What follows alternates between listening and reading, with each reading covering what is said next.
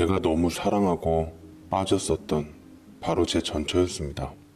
현재 아내도 제가 그녀를 얼마나 많이 사랑했는지 곁에서 지켜봐 누구보다 잘 알고 있었고, 제가 그 여자를 생각한다고 해도 딱히 말을 못하고 있는 입장이 되어버렸더랬죠. 지금 물론 저는 행복하긴 하지만 제 사랑 이야기를 들어보시면 얼마나 실타래가 엉키고 설켰는지, 운명이란 놈이 얼마나 지독하고 고약한 놈인지 아시게 될 겁니다. 저는 30대 중반에 지인분 소개로 만났습니다. 첫 만남부터 호감이 가는 그런 사람이었어요. 작고 여리여리한 체구에 오밀조밀한 이목구비는 드디어 제 이상형을 만났다 싶었습니다.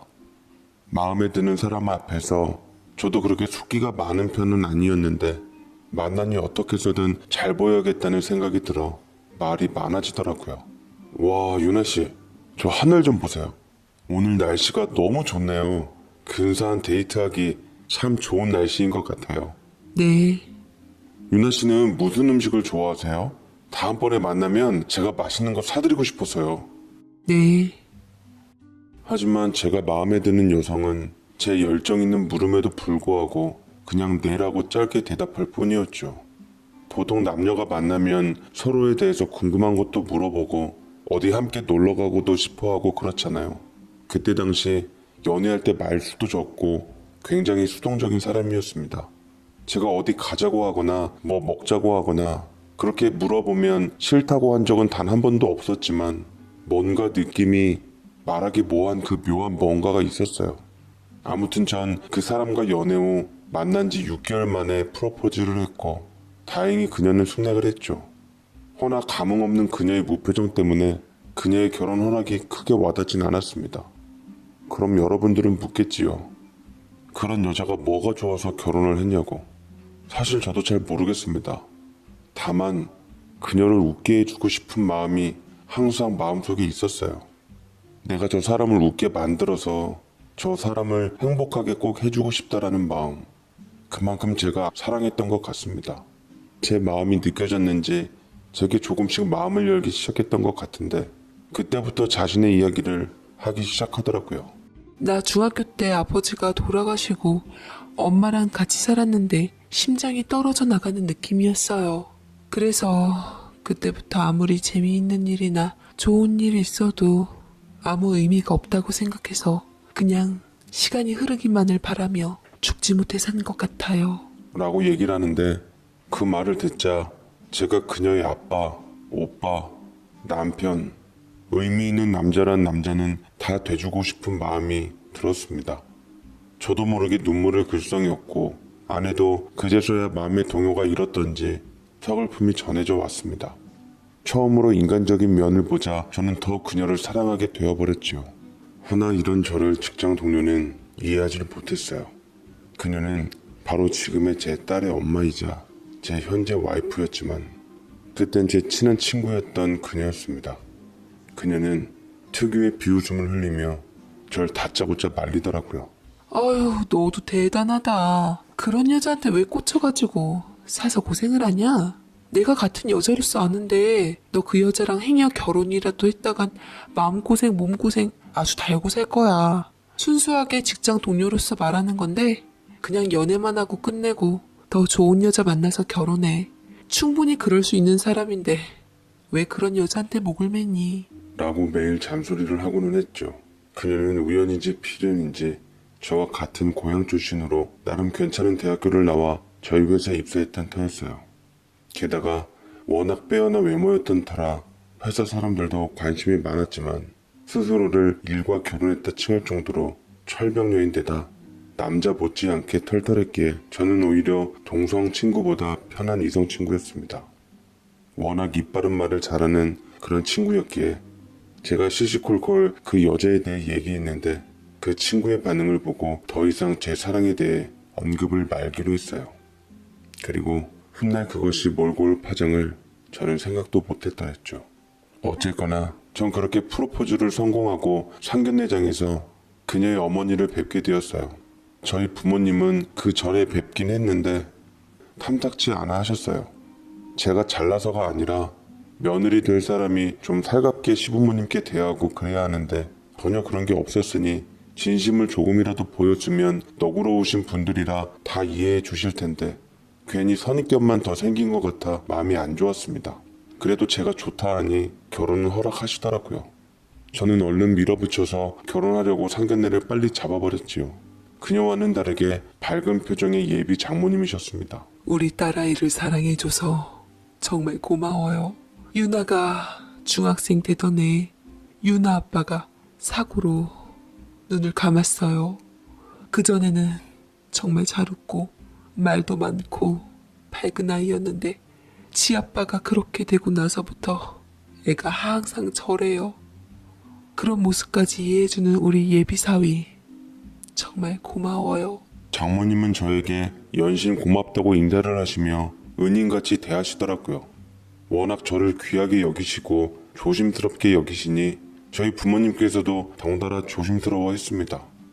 그나마 밝은 장모님을 보시고는 마음이 놓이셨는지 긴장했던 표정을 푸시고 여러 가지 이야기를 나누었습니다. 저도 열심히 맞춰드렸는데 아내는 여전히 뚱한 얼굴로 멍을 때리며 무뚝뚝하게 있을 뿐이었죠. 조심스러운 자리인데 오늘만큼은 표정을 풀고 싹싹하게 굴면 얼마나 좋을까 싶었지만 또 딴에 생각해보면 그게 아내의 매력이었습니다. 그렇게 저희는 결혼을 했어요. 신혼생활은 여느 부부와 마찬가지로 달콤하고 깨가 쏟아지긴 했지만 간혹 워낙 아내가 감정 표현을 안 해서 그런지 저 혼자 행복한 것 같아 가끔 그렇기도 했는데 아내는 그것에 대해 미안해해서 곧 풀리곤 했지요. 그렇게 결혼 생활을 하고 있었는데 어느 날 장모님께서 계단을 내려오시다가 발을 헛디뎌 다리가 크게 골절되는 사고를 당하셨어요. 그때 아내가 놀랐는지 장모님 병원에 있다는 전화를 받은 후 정말 아파트가 떠나갈 정도로 울며 불며 병원으로 달려갔습니다. 하며 여기저기 장모님을 살펴보면서 통곡을 쏟아내는데 마치 어린아이가 잃어버린 부모님을 찾은 것 마냥 지독한 슬픔이 느껴지더라고요. 엄마, 나 엄마마저 잘못되면 절대 못 살아. 제발 몸조심 좀 해. 내가 아빠 잃고 얼마나 힘들어했는 줄 알잖아. 더 이상 소중한 사람들을 먼저 보내고 싶지 않아. 그런 슬픔을 느낄 바에는 내가 먼저 눈을 감는 게 나아. 라고 하는데 그 모습을 보니 아내가 참 가여웠습니다. 아내가 그렇게 격정적인 상태를 드러내는 것은 처음이었고 중학교 때 아버지를 잃은 상처가 얼마나 많이 심했던지 아내의 마음을 짐작해 했습니다.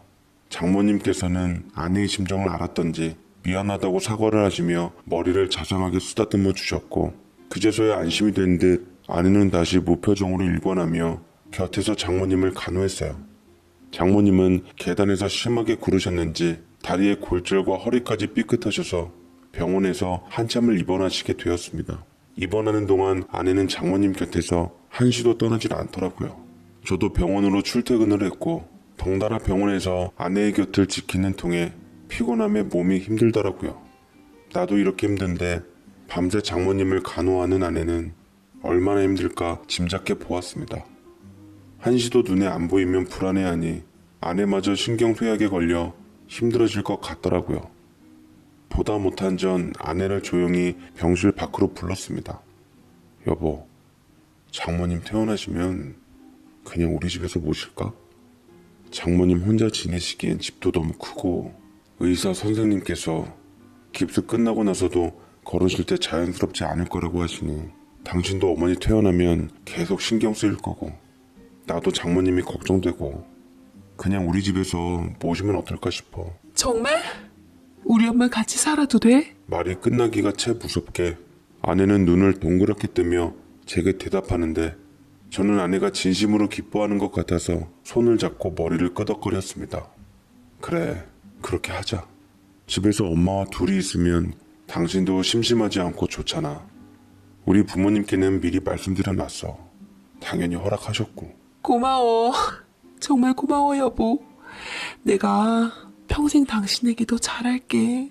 라며 아내는 정말 고마워하며 저를 꼭 안아주더라고요. 아내가 기뻐하는 모습을 보니 저 또한 정말 행복했습니다. 장모님도 제 앞에서 눈물을 보이시며 고맙고 미안해 하시더라고요. 장모님이 살고 계셨던 집을 정리하고 장모님은 퇴원 후 저희 집으로 들어오시게 되었습니다. 작은 신혼집이라 협소하긴 했지만 셋이 살기에는 나쁘진 않았어요. 곧 아이가 태어나도 장모님께 의지할 수 있으니 이것도 장점이라 여기며 불편함을 감수하고 제 친부모님이다 여기며 장모님을 모실 각오를 했습니다. 장모님께서는 저희와 산지 얼마 안 되어서 제게 봉투를 하나 내주시더라고요. 액수를 떠나서 장모님의 성의이고 마음이니 참 고맙더라고요. 이렇듯 장모님은 저희와 같이 사시면서 가게 살림에 보탬도 해주셨고 든든한 가족으로서 서서히 자리매김하고 있었습니다. 저도 아내도 그런 장모님께 더욱 잘하며 그렇게 행복한 시간만 있을 줄 알았는데, 그런데 우리가 너무 행복해서 신이 질투를 한 건지 너무나도 가혹한 시련을 주시는 신에게 따지고 싶을 정도로 가슴 아픈 일이 생겼습니다. 다름 아닌 장모님께서 저희 집에 오신 지 8개월 만에 거짓말처럼 급성 뇌출혈로 하늘나라로 가버리시고 만 것이었죠. 장례식장에서 전처의 한맞는 울음소리는 그칠 줄 몰랐고 발인식 날 그렇게 장모님을 보내드리며 아내의 극도의 지나친 불안감과 우울감이 시작되었습니다. 가뜩이나 어둡고 무거운 사람이었는데 날이 갈수록 사람의 행태가 아니게 되더라고요. 식사를 거르고 안 하는 것도 부지기수라서 점점 안쓰러울 정도로 말라갔습니다. 사랑하는 그녀가 점차 생기를 잃어가는 모습에 저는 남편으로서 가슴이 미어질 정도로 아팠어요. 어떻게든 그녀를 다시 일어서게 해주고 장모님의 빈자리를 내가 채워줘서 그녀의 아픈 상처를 위로해주고 싶었습니다만 다친 그녀의 상처를 어루만지기에는 제가 너무 힘이 들고 부족했었나 봅니다. 저는 그녀가 아니었기에 심정을 짐작만 하지 몸소 이해를 하지 못하는 그런 감정조차 미안해서 저는 그런 아내를 온 정성을 다해 지켜야만 했습니다. 하지만 저에게도 쉽지 않은 일이었어요. 회사에서 오자마자 저는 사방이 어지러진 집안꼴에 한숨을 쉬다가 서둘러 죽을 끓이고는 답답한 골방에 갇혀있는 그녀의 입에 죽을 후후 불어 가져다 대었습니다. 유나야, 이거 한술만 뜨자. 내 정성을 봐서라도 한 입만이라도 먹어주면 내가 숨 좀 쉴 수 있을 것 같아. 내가 어떠한 말을 해도 지금 당신 마음에 위로가 되질 않겠지만 이러다가 정말 당신 큰일 나. 거울 좀 봐봐. 지금 당신 몰골이 사람 몰골이야? 장모님 돌아가신 지 벌써 반년이 지났어. 언제까지 이러고만 있을 거야. 그러자 아내가 초점 없는 눈빛에 주르륵 눈물을 흘리며 미안한 듯 저를 바라보더라고요. 여보, 나 사실 아빠 사고로 하늘나라 갔을 때 엄마에게 얘기 못 해준 게 있어요. 그걸 엄마한테 꼭 말해줘야 했는데, 그래야 했는데 엄마가 눈 감을 때까지 비겁하게 진실을 숨기고 말았어. 맥락 없이 중얼거리만 해서 무슨 말인지 확실하게 잘 모르긴 했지만 아내는 아버지가 죽은 이유에 대해 여태 간직한 비밀이 있었던 것 같습니다. 아무리 물어봐도 아내는 말해주지 않고 계속 이 모든 게 자기 탓이라며 스스로를 자책하고 저주하며 같은 말만 되풀이했습니다. 게다가 그 누구하고도 만남을 거부하며 철저히 밖과는 차단된 생활을 보냈으며 잘 때는 악몽을 꾸는 듯 헛소리를 그렇게 대고 식은땀을 흘리며 비명을 지르고는 잠이 깼습니다. 이렇듯 사랑하는 사람이 곁에서 괴로워하니 저도 힘들었지만 솔직히 저 회사도 출근해야 하면서 아내까지 건사하는 것조차 정말 힘에 부쳤어요. 병원에 그렇게 가자고 해도 안 가고 심리 상담이라도 받아보자 했더니 악을 쓰며 난리를 치더라고요. 심지어 자신의 몸에 손끝 하나 대지 말라며 무자비하게 제 얼굴 뺨을 치기도 했습니다. 시간이 지날수록 상황은 최악으로 치닫고 있었고 나중에는 저 스스로도 괴롭고 지치다 보니 이런 아내에게 화도 나고 성질도 나더라고요. 처음으로 결혼에 대해 후회도 했습니다. 언제까지 그런 모습을 내가 봐야 하는지 입술이 바싹바싹 말라가며 저 또한 사람의 삶을 사는 것이 아닐 정도로 숨이 막히는 생활은 이어져 갔습니다. 그러던 때에 저는 해결책을 찾는 기회가 드디어 찾아오게 되었죠. 어느 날 회사에서 제가 근무를 하다가 그만 코피를 흘리며 정신을 잃고 말았던 겁니다. 회사 일도 힘든 상황에서 쉴 틈 없이 집안일하고 아내까지 돌보느라 제 체력도 이미 바닥이 난 것이었죠. 눈을 뜨니 병원이었고 회사 친구가 저를 걱정스러운 눈길로 바라보고 있었습니다. 몇 번이나 저를 걱정하며 무슨 일이 있냐고 염려하며 관심을 가졌지만 괜히 아내에 대해 안 좋은 말이 흘러갈까봐 입을 다물고 있었던 찰나였습니다. 의사는 제게 과로에다 영양실조까지 혈압도 지나치게 낮은 상태예요.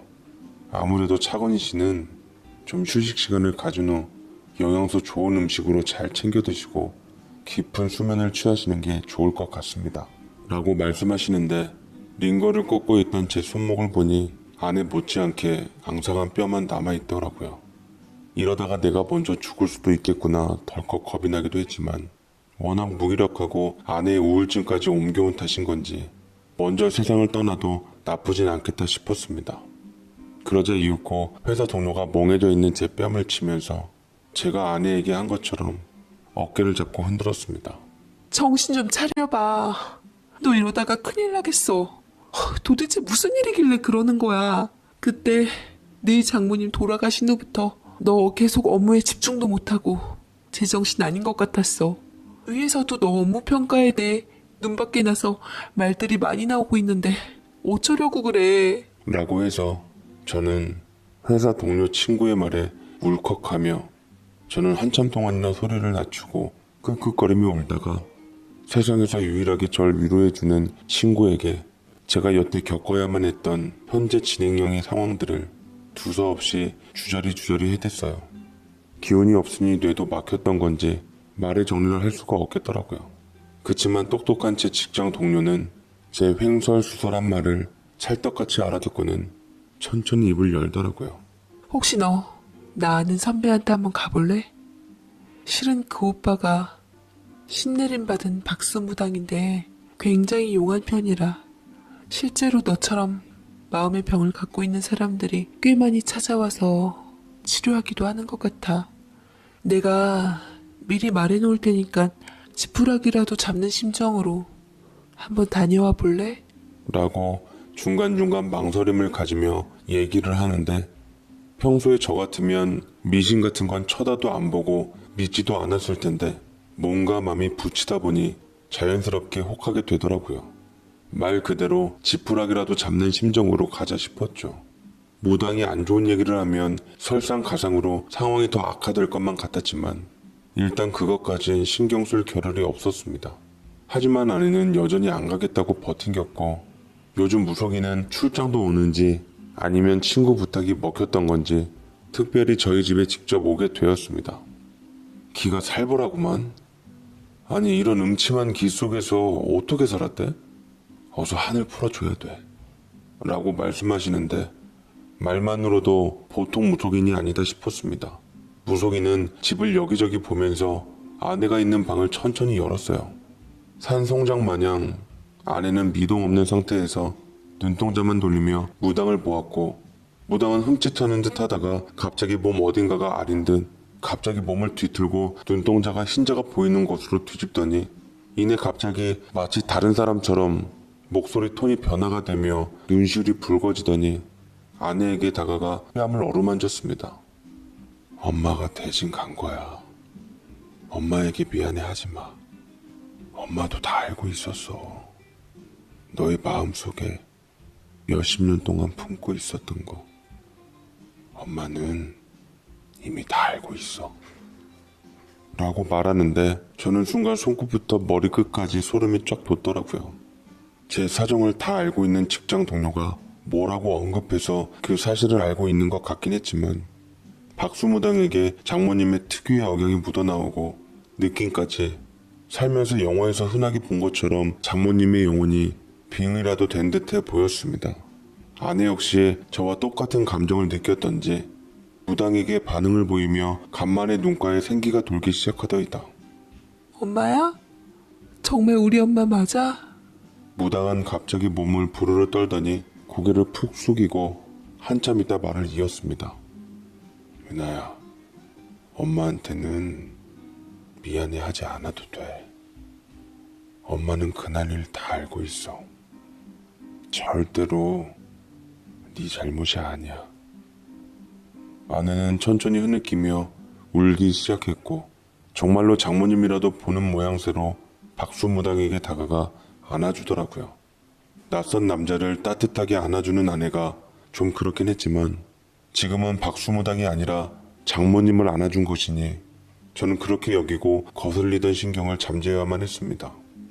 박수무당 역시 아내를 안아주고 장모님처럼 토닥토닥 애기처럼 아내를 다루더라고요. 아내는 마음을 놓을 수 있었던 건지 아빠가 사고를 당하시고 돌아가신 날, 그날 사실 난 학교 준비물을 깜빡 잊고 못 챙겨왔어요. 그때 아빠한테 집에서 준비물을 가져다 달라고 전화했는데 하필 오는 길에 그만 사고를 당하시고 세상을 떠나시고 말았던 거죠. 우리 가족은 저 때문에 사랑하는 아빠를 잃게 되었고 엄마는 절망하며 지금의 저처럼 삶의 의지를 잃으셨어요. 저는 너무 무서워서 엄마한테 말하지 못했어요.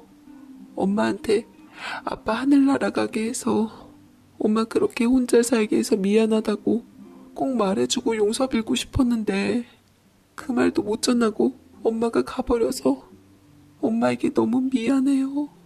라고 진정 어린 사과를 하자 저는 아내 속에 자리 잡고 있었던 상처가 얼마나 여태껏 트라우마로 자리 잡으며 술하려는지 비로소 공감할 수 있게 되었습니다. 무당과 아내는 한참 서로를 안아주며 보듬어 주더니 이내 갑자기 무당의 몸속에서 장모님 홀령이 나가기라도 한 것처럼 처음처럼 흰자가 보이는 상태로 몸을 따리틀듯 꼬았고 다시 무당으로 돌아오며 정신이 돌아온 것 마냥 머리를 저었습니다. 하며 아내에게 크게 호통을 치더라고요. 이 못난 양반 같으니라고. 자네가 이러면 어떻게 돌아가신 어머니께서 마음 편히 이 세상을 떠나시겠어? 자식이 이렇듯 불행하고 힘든 삶을 사는 건 바람직하지 않네. 어머님은 자네가 진심으로 행복하길 바라고 계셔. 앞으로 잘 살게나.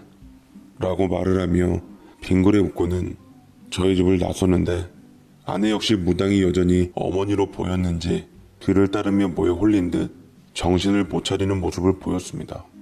그 후에도 아내는 개인적으로 무당을 찾아갔고 상담했던 것 같아요. 전 처음에 괜히 아내와 그 무당을 만나게 해주었나 싶었지만 시간이 지날수록 아내가 회복되는 모습이 선명해졌고 저는 그 무당 참 용하다 싶어 통장으로 원하는 복채를 카드비까지 지며 입금을 해주었습니다. 그만큼 아내의 회복된 모습은 제게 뭐든 아깝지 않을 만큼 큰 선물이었어요. 점차 조금씩 제자리를 찾고 우리에게 달달한 행복이 찾아올 날만 있겠다 싶었는데 문제는 아내가 그 무당을 찾아가는 횟수가 너무 잦았다는 겁니다. 아니 거의 붙어있다시피 했고 심지어 말도 없이 외박을 하는 등 이해할 수 없는 행동을 하기 시작하더라고요. 아내는 점차 화장도 옷차림도 화려해지기 시작하면서 전과는 다른 모습이 드러나기 시작했습니다. 거울 앞에서 쉬지 않고 화장을 하며 자신을 꾸미는 아내에게 잔뜩 불만이 있는 투로 말했죠. 여보, 오늘도 그 박수무당 만나? 이제 그만 좀 만나. 그 몸속에서 어머니 아직 안 떠나셨대? 무당이라니. 선생님한테 그게 무슨 말버릇이야? 우리 엄마가 지금 내 곁에서 떠나길 바란다는 거야? 우리 엄마 지금 집 나가라는 거냐고. 제게는 예민함이 극에 달하며 무당은 우리 선생님이라고 지칭하며 감싸고 도는데 위험한 예감이 들며 더 이상은 가까이 하게 하면 안 되겠다 싶었어요. 하지만 제 간절한 바람에도 불구하고 전처는 어머니를 핑계 삼아 주구장창 무당을 만났고 제 속은 점차 까맣게 타들어갔습니다. 그러다가 정말로 일이 터지고 말았죠. 귀엽고 벼르고 있던 아내가 무당이랑 집을 나가서 잠적해버렸고 아내가 무당에게 주었던 비싼 복채들은 제가 고스란히 떠안아야만 했습니다. 얼마나 돈을 처발랐던지 카드 현금 서비스에다 적금 해약해서 털어서 주고 심지어 보증까지 손대다 사채빚만 제 앞으로 남았을 뿐이었죠. 눈앞이 깜깜해지더라고요. 악착같이 야근해가며 한 푼 두 푼 돈 모아놨더니 사채업자들이 찾아와 온갖 깽판을 쳐놓고 저는 다시 지옥 속에 떨어진 것만 같았습니다. 저는 경찰서에 가서 전처에 대해 실종 신고를 했고 대신 금전적으로 제 뒤통수를 친 것에 대해서 얘기하진 않았어요. 전처가 어디 있든 빨리 나타나서 제 곁으로 돌아왔으면 간절히 바랬지만 작정하고 잠적한 사람들을 찾기란 서울에서 김서방 찾기나 마찬가지였습니다. 그리고 집을 나간 지 몇 달 후 전처는 무슨 이유로 저를 만나기도 싫었던지 이혼 서류를 등기로 보냈더라고요. 참, 정말 기가 막혔습니다. 어떻게 그녀가 나한테 그럴 수가 있는지, 내가 얼마나 사랑하고 아꼈는데 내 사랑과 노력에 대한 보답이 고작 이혼 서류라니 눈앞이 아득해지더라고요. 폐인 같은 생활을 거듭하다가 끝까지 돌이킬 수 없는 일까지 막아보고자 그렇게 안간힘을 썼건만 제 노력은 산산이 부서짐을 느꼈습니다. 그래서 욱하는 감정이 올라 저 역시 더 이상 아내를 어떻게 찾으려고 애쓰지도 않고 모든 걸 단념하고 포기한 채 이혼 서류에 도장을 찍고 우리는 법원에서 만나 마지막 부부로서의 연을 끊었습니다. 근데 우스웠던 건 이혼했을 때 법원을 왔을 때도 그 박수무당을 데리고 온 것이 아니겠습니까? 무당은 무당 옷을 벗고 멀끔한 옷을 입으니 제법 때깔도 괜찮고 남자가 보기에도 키도 크고 멋지더라고요. 아내와 항상 곁에 같이 있었고 둘의 사이는 누가 보더라도 연인 사이가 분명했습니다. 고마워, 이혼해줘서. 몰랐는데 우리 엄마가 당신하고 이혼을 바랬다고 하더라고. 내가 엄마 남편인 아버지를 죽게 했는데 나 혼자 당신하고 결혼해서 사는 건 내가 생각해도 도리가 아닌 것 같고 당신한테 너무 미안해. 당신이 좋은 여자 만나 잘 살길 바랄게. 라고 저를 위한다는 말로 짓거려댔는데 허탈했어요. 사실 전처를 많이 사랑했던지라 끝까지 미련을 포기하지 못했는데 정작 둘 사이를 다시 확인하니 분노보다는 맥이 빠졌습니다. 그래서 놓아주기로 했어요. 그리고 제 앞으로 되어 있는 전처가 달았던 빚들을 법적으로 보호받아 모두 전처에게로 돌려놓았고 할 이유가 없는 빚잔치를 저는 그만하기로 마음먹었죠. 호구 노릇은 이상 하고 싶지 않았습니다. 피폐해진 호라비가 된 저를 신경 써줬던 것은 바로 직장 동료였던 친구였어요. 괜찮은 거야? 너 이혼했다며. 그간 네가 얼마나 아내를 위해서 노력했는지 알만한 사람은 다 아는데 네 와이프 어쩜 너한테 그렇게 한다니? 세상에 박수무당 선배랑 바람을 피다니. 이럴 줄 알았으면 너한테 박수무당 선배를 소개하는 것이 아니었는데 미안하다. 내가 너에게 힘이 돼주고 싶은데 오늘 너희 집에 가도 돼? 아내가 사라져서 제가 힘들어하자 친구는 제 힘든 마음을 파고들면서 이성으로 다가오기 시작했던 것이었습니다. 아내가 없는 집에 들어와 식사도 챙겨주고 집안 청소도 해주고 빨래도 해주고 전 그녀가 그렇게 부지런하게 저를 돌봐주는데 고마워서 말조차 못 잊겠더라고요. 이렇듯 지속적으로 곁에 있어주니 저도 사람인지라 자연스럽게 친구에게로 마음이 가기 시작했어요.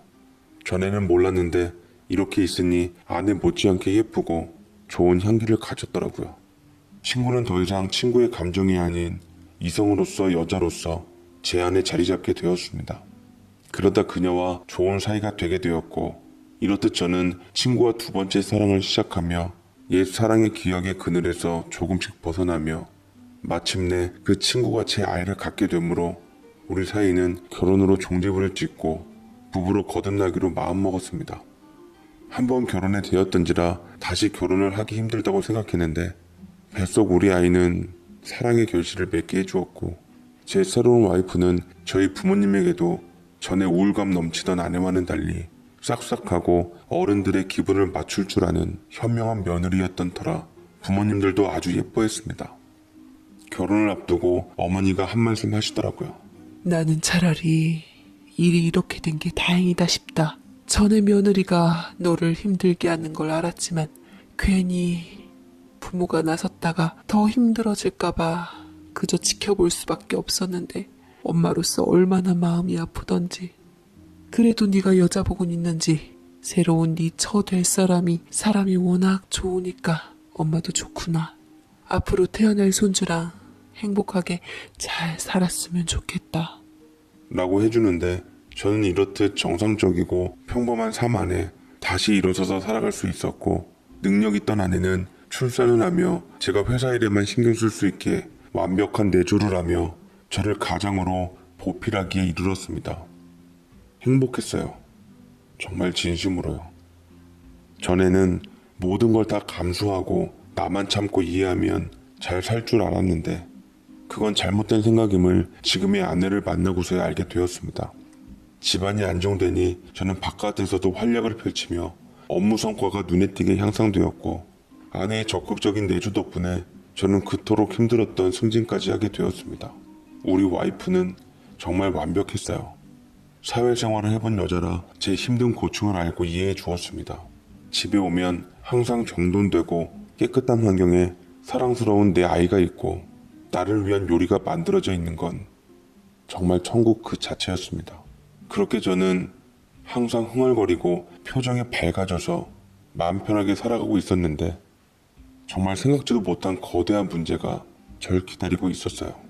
그때는 저희 부모님 생신이셔서 아내가 공식적인 효부답게 저희 부모님을 위해 직접 한 요리로 대접하고 화기애애하게 웃음을 짓고 있었는데 갑자기 초인종 벨소리가 울리며 경찰이 쳐들어오는 것이었습니다. 그 사람들의 목적은 바로 제 아내였죠. 경찰입니다. 조사할 것이 있어서 저희와 함께 서로 같이 가주셔야 할 것 같습니다. 라며 아내를 데려가려고 하는데 엄마를 애타게 부르는 아이의 울음소리와 함께 분위기는 혼란스럽고 야단이 나고 말았습니다. 아내는 이게 뭐냐고 본인한테 왜 그러냐며 소리를 질렀지만 경찰은 아랑곳 않고 아내를 데려가고야 말았죠. 저는 어쩐 일인지 몰라 아이를 부모님에게 급한 대로 맡긴 후 아내를 따라 나섰는데 비로소 경찰서에 도착을 하고서야 아내가 저지른 어마어마한 진실에 대해 전해 듣게 되었습니다. 그리고 그건 모두 저 때문에 비롯된 일이나 마찬가지였고 저 역시 피해자이자 가해자가 된 상황이었습니다. 제가 경찰서에 가자마자 눈에 띈 건 정말 간만에 봤던 전처였어요. 전처가 저와 제 아내를 매섭게 노려보며 분에 차오른 듯 속에 감추었던 분통어린 감정을 쏟아 부었습니다. 제 아내를 보자마자 억울한 듯 뺨을 후려치기 시작하더라고요. 상황이 격해지자 경찰들이 전처를 말렸고 전처는 씩씩거리며 분한 듯 악다구니를 써댔습니다. 나쁜 여자 같으니 평소 내 남편을 좋아했으면 능력껏 뺏어보지. 어떻게 남의 가슴 아픈 상처를 이용해서 내 뒤통수를 친 뒤 내 남편을 훔쳐갈 수가 있어? 당신도 마찬가지야. 나를 그토록 사랑한다고 할 땐 언제고 어떻게 그렇게 바른 여자를 만날 수 있어? 둘 다 쓰레기야. 역겹다고. 저는 당초에 전처가 또 무슨 헛소리를 하나 싶었습니다만 경찰들이 찬찬히 모든 진실에 대해 설명을 해주고서야 저는 왜 전처가 제 와이프의 뺨부터 후려쳤는지 이유를 알게 되었습니다. 경찰들은 사진 한 장을 제 앞에 내밀었는데 가만 보니 와이프와 함께 바람이 났던 그 박수무당이었어요. 그 사진을 두고 얘기를 시작하더라고요. 이 사람 정수아 씨에게 소개받은 사람이 맞죠? 네, 맞습니다. 아내의 학교 선배라고 들었는데 신내림 받고 무당이 되었다고 하더라고요. 이 사람이 바로 전처와 함께 집을 나간 내연남이었습니다. 이 사람 정수아 씨의 학교 선배도 아니고 박수무당은 더더욱 아닙니다. 그냥 정수아 씨가 돈을 주고 사주한 사람이에요. 뺀질뺀질한 얼굴로 바에서 일하다가 여자들 등이나 쳐먹는 놈이죠. 벌써 알고 튀었는데 보통 날쌘 놈이 아니에요. 정수아 씨가 이 사람한테 1,000만 원의 돈을 송금한 사실이 드러났고 문자 기록 등을 보면 증거는 확실합니다. 순간 심장이 덜컹거리더라고요. 경찰들이 알지도 못하는 소리로 제 와이프를 이상하게 매도한다고 생각했어요. 아무것도 믿을 수가 없었습니다. 그럴 리가 없어요. 제 아내가 무슨 이유로 그런 행동을 했다는 거예요? 전처하고는 뭔가 악감정이 있는 원한 사이도 아니고요. 정수아 씨가 평소 차건희 씨를 흠모한 나머지 채은아 씨 때문에 힘들어한다는 것을 깨닫고 장모님 돌아가시고 약해져 있는 틈을 타서 무당으로 접근해 돌아가신 장모님을 이용해서 채은아 씨를 꼬드겨내고 손에 좌지우지했던 겁니다. 채은아 씨는 휘둘려서 차건희 씨랑 이혼까지 하게 된 것이고요. 근데 이 기막힌 시나리오를 쓴 사람이 바로 정수아 씨예요. 현재 차건희 씨 와이프요. 저는 경찰이 밝혀낸 모든 사건 정황을 듣고 어안이 벙벙해질 지경이었고 아내는 목에 핏대까지 세우며 제게 다 거짓말이라고 자신은 함정에 빠진 거고 모든 게 다 전처의 계략이고 모략이라고 했지만 끊임없이 나오는 증거와 정황에 점차 입이 다물어지기 시작하더라고요. 우기는 걸로 안 되겠는지 이제 동동에 호소하며 악어의 눈물을 흘렸습니다. 여보, 나 제발 한 번만 봐줘. 우리 연재를 봐서라도. 나 당신을 너무 사랑해서 그랬어. 입사 동기인 당신을 처음 볼 때부터 좋아하게 되었는데 차일피일 고백의 순간을 미루다가 당신을 저 여자한테 뺏기게 되었고, 곁에서 당신이 너무 힘들어하는 모습을 보고 저 여자 대신 내가 당신을 행복하게 해주고 싶어서, 그래서 이런 짓까지 하게 됐어. 미안해. 라고 하는데 정말이지 이거야말로 미칠 노릇이 아니고 뭡니까? 아내는 여지없이 약한 모습으로 주저앉아 자신의 행동을 후회하는 듯 미친 듯 오열했고, 전처는 전에 없던 표독스러운 얼굴로 기세등등하게 아내를 바라보았습니다. 전세가 완전히 역전.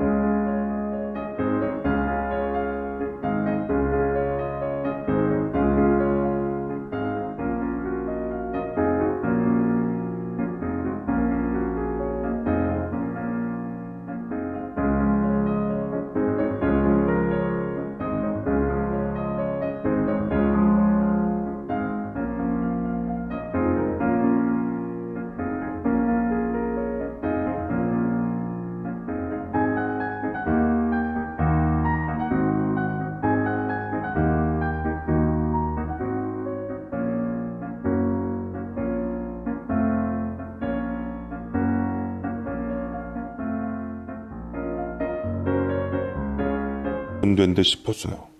아내는 경찰 조사로 인해 조사실로 들어가야만 했고, 저는 전처와 함께 터덜터덜 힘없이 밖으로 나왔습니다. 때마침 놀란 어머니께 연락이 왔는데 어떤 말도 할 수가 없어서 일을 마칠 때까지 우리 딸 좀 잘 부탁한다고 말씀드렸죠. 담담히 딸에 관련된 통화를 끊는 걸 확인한 전처는 전에 없이 저를 붙잡으며 매달리기 시작했습니다. 여보, 내가 다 잘못했어. 당신이 곁에 있을 때는 소중함을 몰랐는데 잃고 나서야 당신이 얼마나 내게 중요한 사람이고 소중한지 알게 됐어. 다시 한번 시작하자. 지금 여자 사이에서 낳은 아이라면 내가 어떻게 해서든지 잘 키워줄게. 나도 이젠 스스로가 지쳐서 남들처럼만 살았으면 좋겠어. 그러기 위해선 당신이 내 곁에 있어줘야 하는데 제발 전처럼 내 곁으로 돌아와줘. 나도 당신 아이 낳고 행복하게 살고 싶어. 엄마고 아빠고 돌아가신 분들이 더 이상 내가 사는데 아무 도움이 안 된다는 것을 뒤늦게서야 깨달았어. 여태 당신이 힘들게 해서 미안해. 라고 하는데 진작 전처가 이렇게 나왔으면 좋았을걸. 처음부터 이런 상태였으면 현재 와이프가 우리 팀에 감히 끼어들 생각조차 못하고 나도 힘들지 않은 상태로 우린 누구보다 서로 사랑하는 만큼 행복했을 텐데 억장이 무너지는 것 같았어요. 저는 왜 일이 이 지경까지 되었는지 마음이 너무 아팠지만 그녀를 참아 다시 받아들일 용기는 나질 않았습니다. 이미 지난 일이었고 엎질러진 물을 담기에는 제가 너무 힘겹고 닫혀 있었습니다. 그리고 그 사이 새 와이프가 제게 얼마나 노력하고 사랑해줬는지 누구보다 그 마음과 성의를 알기에 그녀가 설사 나를 얻기 위해 어느 못된 짓을 했다 한들 저는 그것조차 제가 다 감수해야 할 일이라는 생각이 들었어요. 무엇보다 새 와이프 사이에는 눈에 넣어도 아프지 않을 제 사랑스러운 딸아이가 있었으니까요. 언젠가 후회할지도 모르죠. 하지만 제 선택은 지금의 아내였고 전처는 제 확고한 결정에 지난 일을 후회하며 자신의 삶에 대해 피눈물을 흘렸습니다. 어쩔 수 없는 일이었어요. 전처와 저는 어긋난 운명이었다고 밖에 생각이 들지 않았습니다. 제 현재 아내는 2년 징역, 집행유예 3년을 받아 집에서 자숙하며 그렇게 있습니다. 어서 아내가 예전처럼 활기차고 밝게 저한테 미안해하지